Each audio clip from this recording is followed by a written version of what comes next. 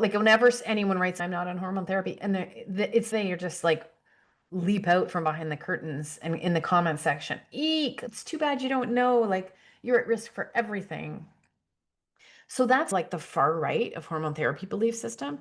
And then I swear to you, it goes all the way over to this woman who runs an account called Estrogen Free. Don't even eat a chickpea or a flaxseed because they're phytoestrogen and they'll just shoot your estrogen up, and estrogen is bad. And we have everything in the middle.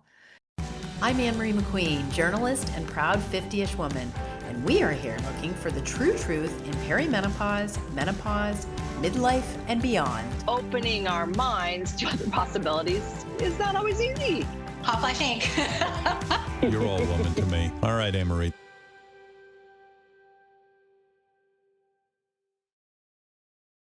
Has your doctor told you that you're too young for perimenopause? You just don't feel like yourself? You are not alone. Perimenopause can start earlier than you think. That's why MenoLab is here to support you with a range of products and the information you need to confidently speak up and get the care you deserve. They also offer science-backed products like their bestseller, MenoFit, a probiotic designed to help relieve symptoms like hot flashes and night sweats and more, all while supporting your overall health and wellness. Don't settle for less. Visit MenoLabs and get the support you need today. Right now, they're offering our Hotflash Inc. listeners 20% off using code HOTFLASH20 at menolabs.com. Now for the small print, this statement has not been evaluated by the Food and Drug Administration. This product is not intended to diagnose, treat, cure, or prevent any disease. Welcome to the Hot Flashing Podcast. I'm your host, Annemarie McQueen. I think it's fitting that I'm recording this on a Friday night at almost 10 o'clock because I'm going to start out talking about the fact that it's been 5 years since I launched this platform. I've known that it's been 5 years. I launched the newsletter at the beginning of June in 2020. I was a freelancer then, and I had so many projects, and I lost a few of them during COVID. And I thought it's really now or never for me to do this. So I started with a newsletter on MailChimp. I didn't know what I was doing. Everything was so hard, but I figured I would launch a newsletter and then just figure it out from there. My thinking was that the newsletter would become like the content would be the thing that would make money eventually.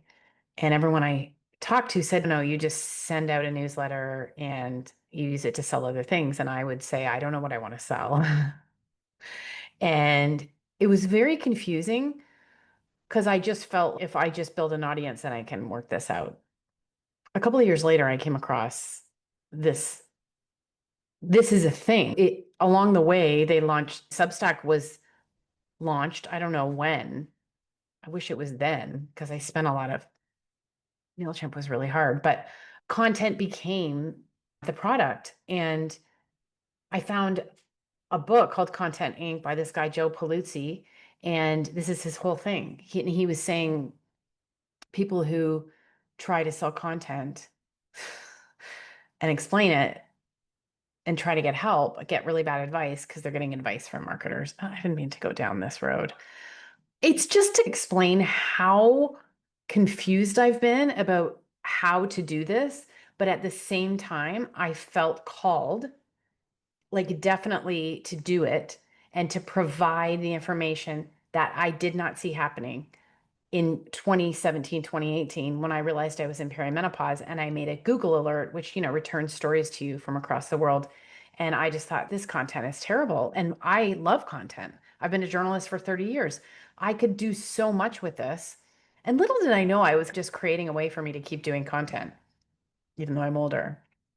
But I was such a mission and I spent so much time. So that's why it being 10 o'clock on a Friday night, me recording this podcast is apropos, because this is what my life has been like. Like I have a Starbucks in my building in Abu Dhabi, and I am in there so much that it's embarrassing, actually.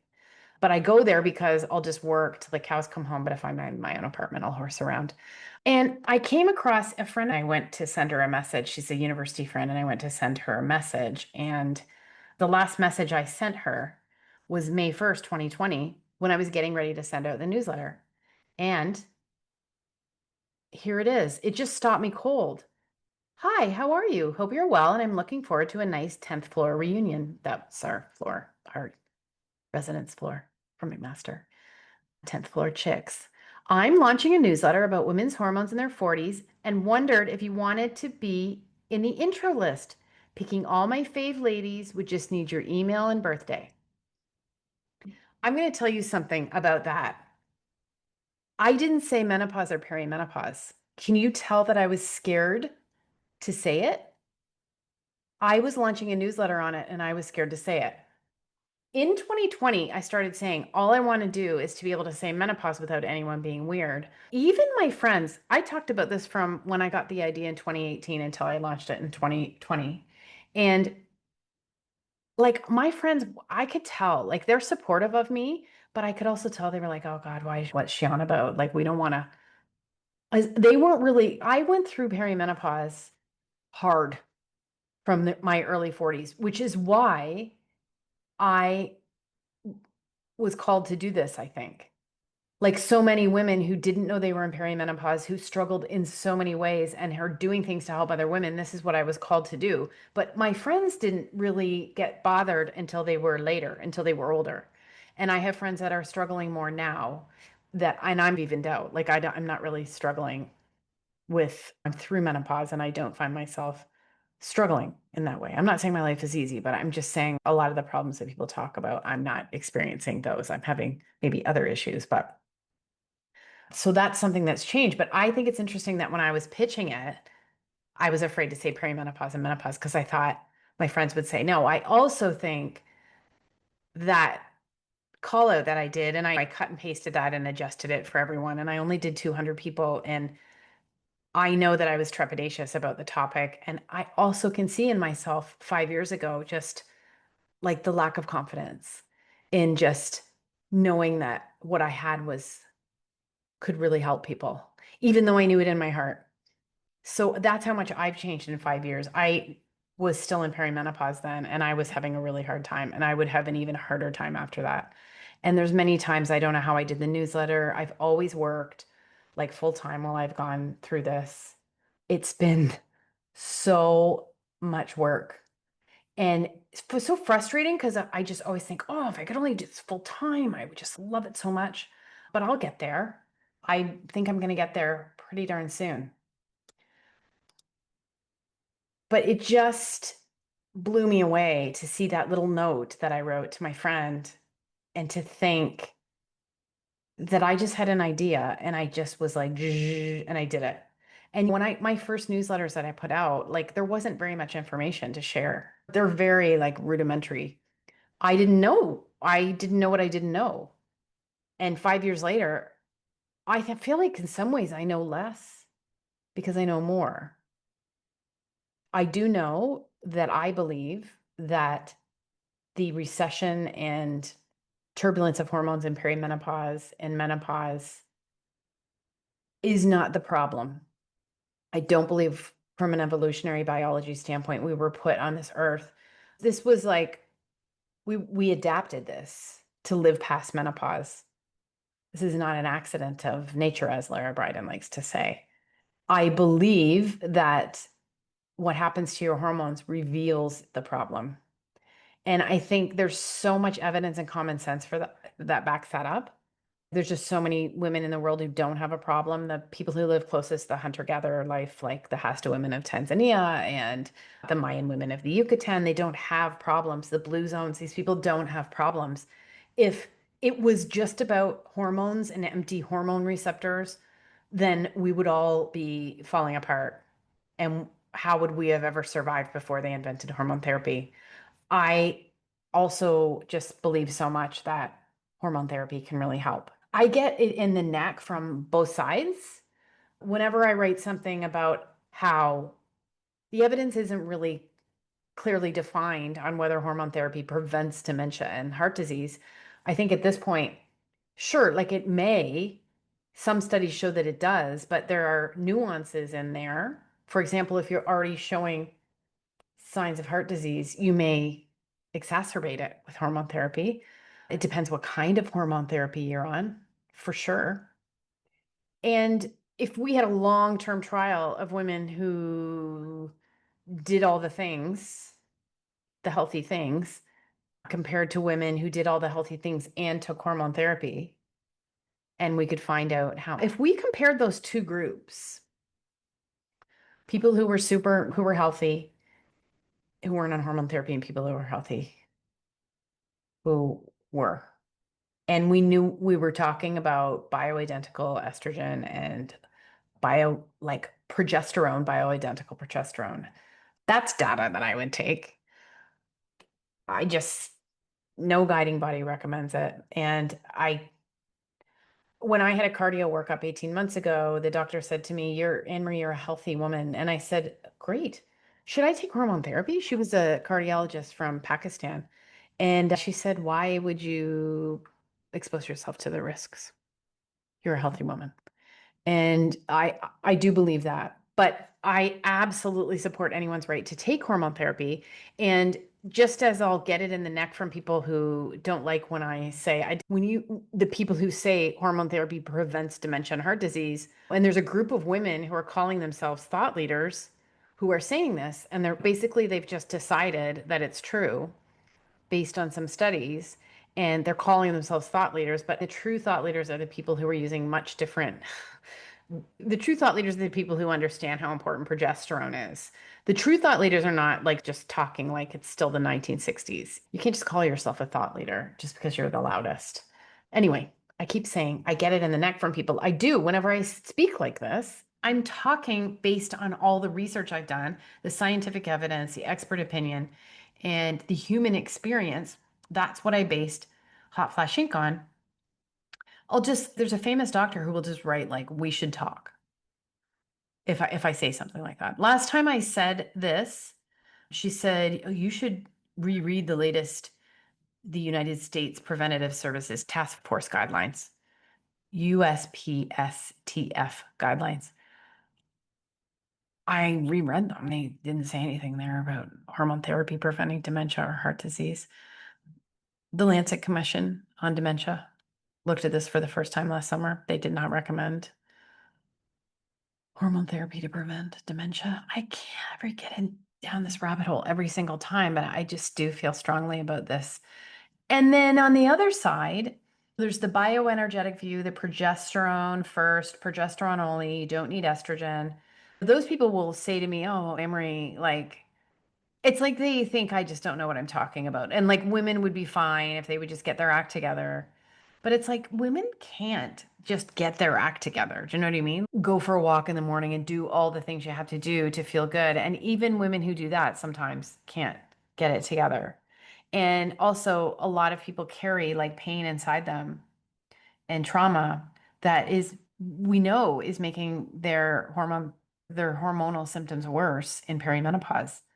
We have studies that show adverse childhood experiences, domestic abuse, sexual assault, all of these things exacerbate the perimenopause experience.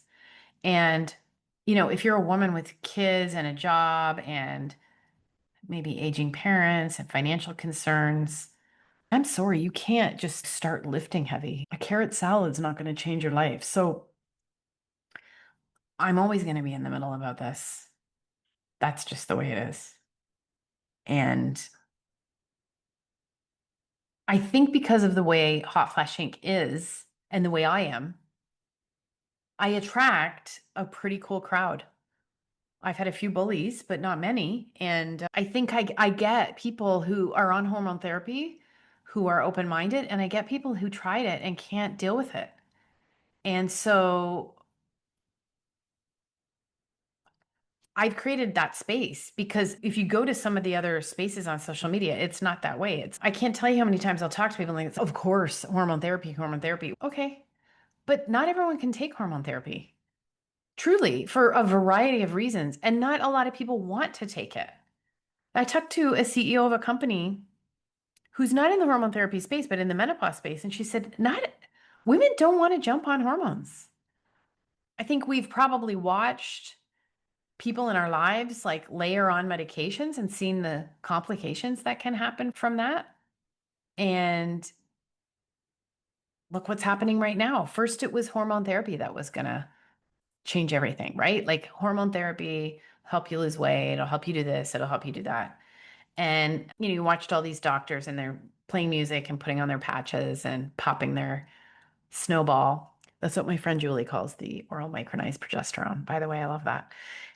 And then it's, oh, like we need our testosterone. And by the way, I think it's so funny that commercially available hormone therapy is just fine, right? FDA approved commercially, pharmaceutical company produced hormone therapy is just fine. But compounded hormones, which millions of women use, creams, etc., those are some sort of scam. And if you want to know more about that, I would urge you to go back and listen to the podcast. Compounding labs, compounding pharmacies are not meth labs. I think this is funny because I've seen doctors make videos that are suspiciously similar to each other. I've seen this happen on more than one occasion. And then I think, why is this happening? And it's really interesting because I see it happening in the crypto space now. That's the other thing I'm obsessed with.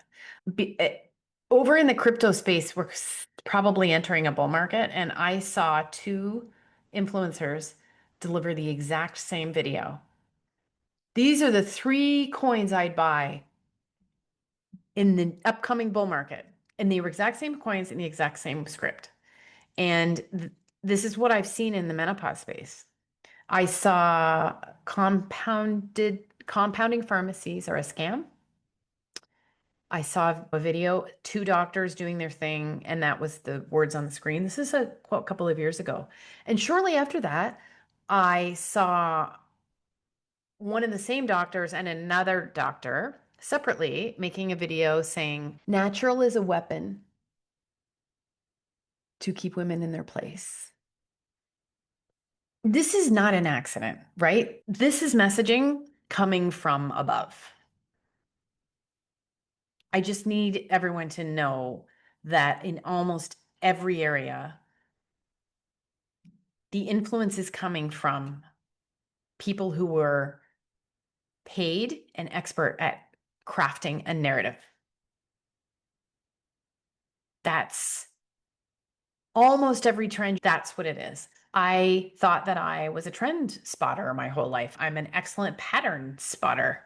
And maybe I am, but most of the time I was spotting PR. And now I know there's a huge push now. There was a study that came out about supplements causing liver damage, and I have great suspicions about all of it. Just seems very interesting. As I did a podcast about chilling on my supplement use, and lo and behold, there's a lot of media coverage about people having liver damage from supplement use due to a study that came out. I don't believe any of these things are accidents.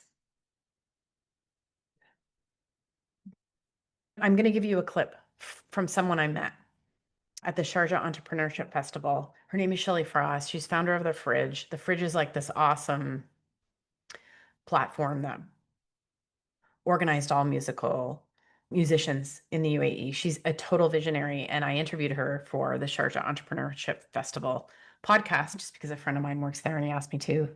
And it was some of the coolest people in the UAE, and I thought that's how I'll spend my Saturday because I'm weird like that.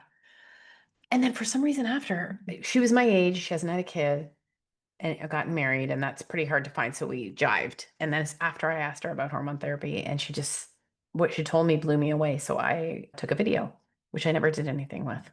And I'm going to play that for you now.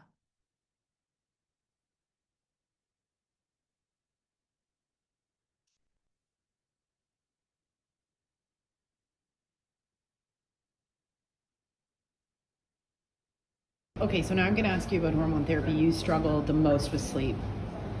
You weren't sleeping at all. Yeah. How did you come to hormone therapy? I'd had 2 years where the two most invasive symptoms in my case were absolute lack of sleep And the other one was a sense of feeling completely overwhelmed, a sensation that I wasn't used to. I've always had a go, get out there, very positive personality with a lot of cortisol balance going. So I'm always propelled forwards.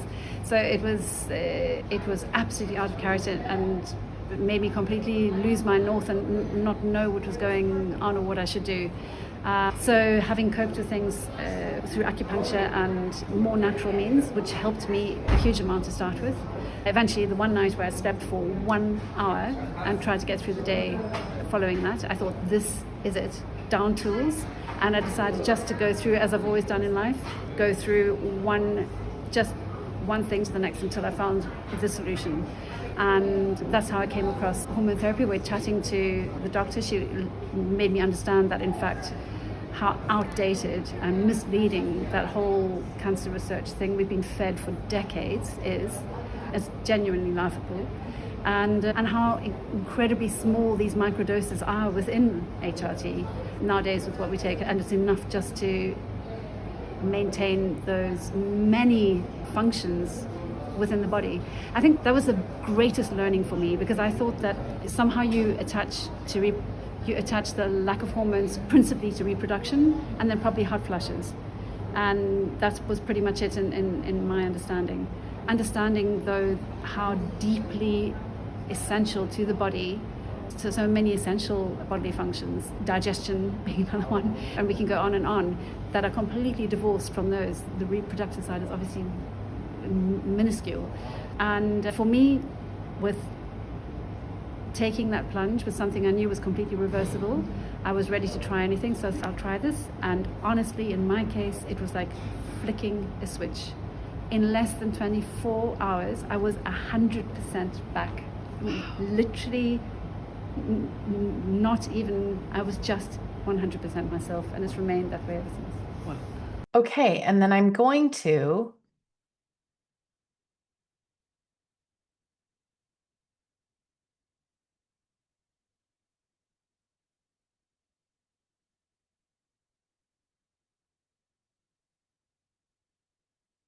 and I'm just going to read you a couple of messages that I got. You heard Shelley talk about how hormone therapy saved her life. And I have friends. My friend didn't sleep for a year, she said, and then she took hormone therapy and she started feeling way better. So here is Stacy Swanson, who is Stacy Yogini on Instagram. And she wrote to me, I am so sensitive. The slightest things I ingest set me off. I'm constantly chasing the supplement fix, and MHT, hormone therapy, makes me feel awful, even in the smallest doses. But yet I keep trying because everyone says I'm going to die without it. She's almost 5 years post-menopause. And she actually deleted most people on social media because she's tired of hearing about how she's not going to make it if she doesn't go on hormone therapy. I get messages like that a lot. I'm going to read you another one from a doctor. And I was going to interview this doctor, and then she freaking wrote to me, and I was just blown away.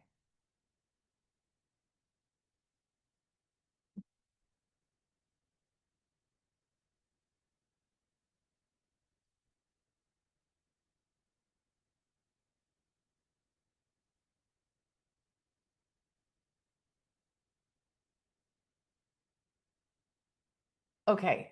So May Hindmarsh, and she has a Substack called BS Free MD.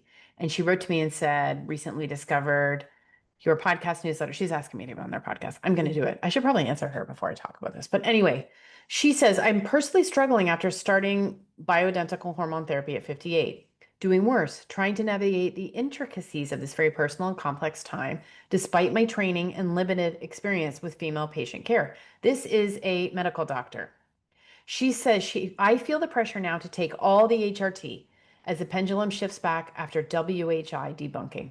It's a confusing space for us with knowledge, let alone the woman next door. She's had a really hard time on hormone therapy. She's a doctor. And she also made a couple of comments. She said, after personally and professionally experiencing the disasters that come from multi-drug HRT supplement prescribing, it's time to embrace how our bodies are meant to heal if we treat them with care. The current trend of scaring women that don't take HRT is just as alarming as the previous misinformation in the WHI study. The older I get, the more I'm thinking of becoming a naturopath. I am telling you, doctors and medical professionals who are bullish on hormone therapy tell me all the time behind the scenes how irresponsible what they are seeing is. Some studies are being published in journals that are seriously irresponsible. And the things that some doctors say on social media make my hair curl. So I'm just here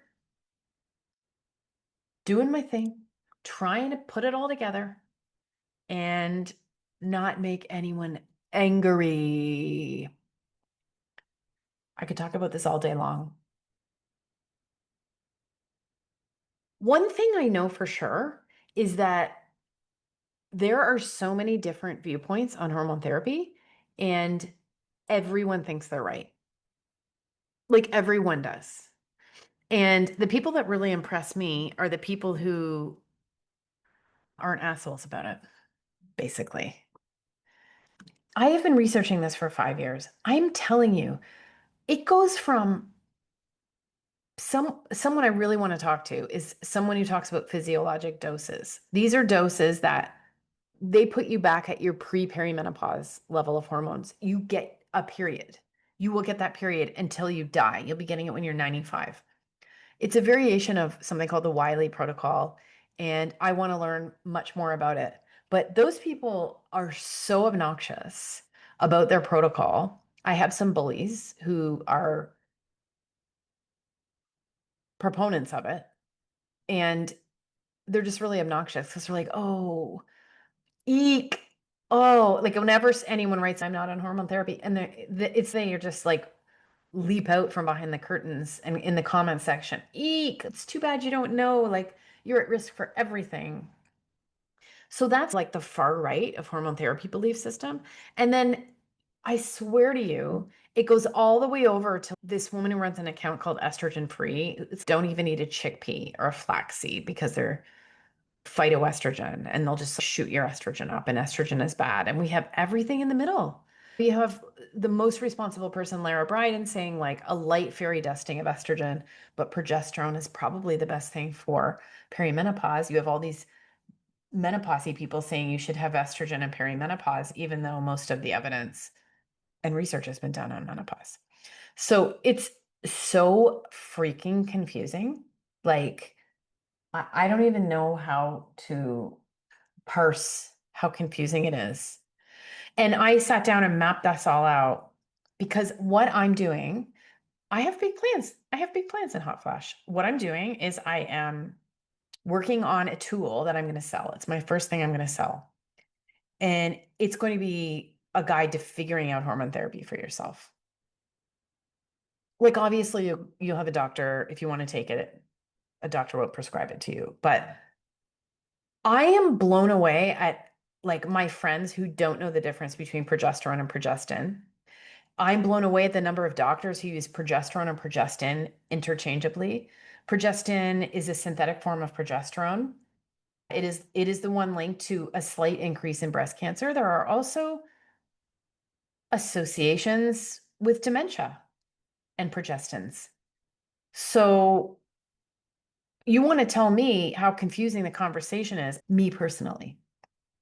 I was on a birth control pill for 12 years that was progestin only. Didn't I tell everyone it was progesterone? Because I didn't know jack.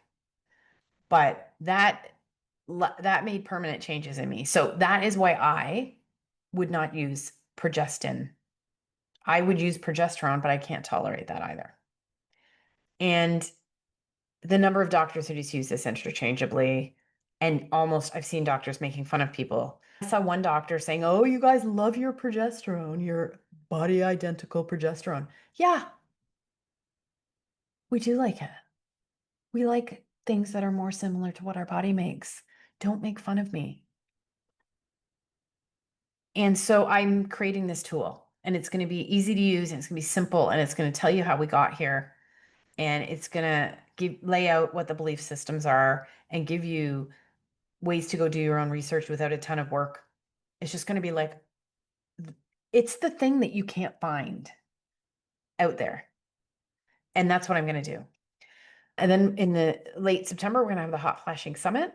And then after that, I'm going to have a course that will cover all of perimenopause, your perimenopause game plan. I'm also in talks to do a book, but I won't have time to do that for a little while. That is those are the plans. Those are the plans 5 years later. And yes, they are also monetization plans because at some point I do make money here, sponsorships. Very much thankful to my sponsors, including MenoLabs right now. Thank you so much. And I already have multiple sponsors who've signed up for the podcast for the summit, which fills my heart with joy and gives me so much confidence because this is new to me, you guys. Like everything is new and I have resistance to all of it. Of course, I forgot what I was going to say. Literally, just sitting here. Forgot. Oh, it's monetization. Yeah. I want to do this full time. There's so much I could do if I had full time. And I'm tired of feeling so torn in my mental focus. So that's what's happening. You're going to be listening to this at the end of July. I'm going to be on vacation in Canada. I'm recording this in like mid-July. We're going to be working real hard on the summit. The summit's going to be free. There will be a VIP tier that you can sign up for that you will be able to get this tool. The first look at this tool will go to the people who sign up for the VIP level of the summit. There will be 3 days of interviews with the smartest people and no one who seems like they're mentally ill or angry or accepting money from pharmaceutical companies or doesn't appear to know what they don't know or thinks they know everything or who calls themselves a thought leader. I'll do that. Just joking. Just joking. So if you want to be involved in all that, get yourself over to hotflashinc.com and sign up for my newsletter. And that's where you'll find out about everything. I also have a Substack, and I'm sorry these things are separate. I don't know how to get them together. That's at hotflashinc.substack.com. And that's where I put out my free weekend newsletter. Sometimes I do deep dives. My podcast comes out there. You can pay to support my work if you want. I'm going to be building that up as soon as I get time, but I will also keep you posted over there. Or you know what? You could sign up for both of them. I know you don't have enough emails. You want more emails. And of course, if you follow me on my social channels on TikTok, Instagram, X, I have to get more active over there, then you will find out about this stuff too. It is time to grow up with Hot Flash Inc. And that is what we are doing. So I just want you to remember that there's a lot of people who are going to make a lot of money off of you.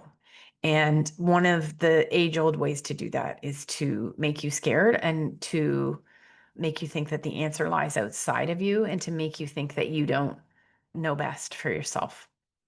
We live in a world with lots of options, and I think we should take advantage of all of the things that are available. But the 40s and 50s are the time when, if you're going to believe everything everyone says that you need, you might end up needing a lot. We've got to figure out what we're doing here. We've got to figure out who's calling the shots. Thank you so much from the bottom of my heart for listening. Send me a text message. Let me know who you are. Say hi on social. You can leave a review. You can rate the podcast. I would adore it. And we'll keep in touch and we'll keep talking. I'm not going anywhere. Honestly, I have a mental problem. 5 years and I'm just still more obsessed than I was when I started. I love this so much. Take care.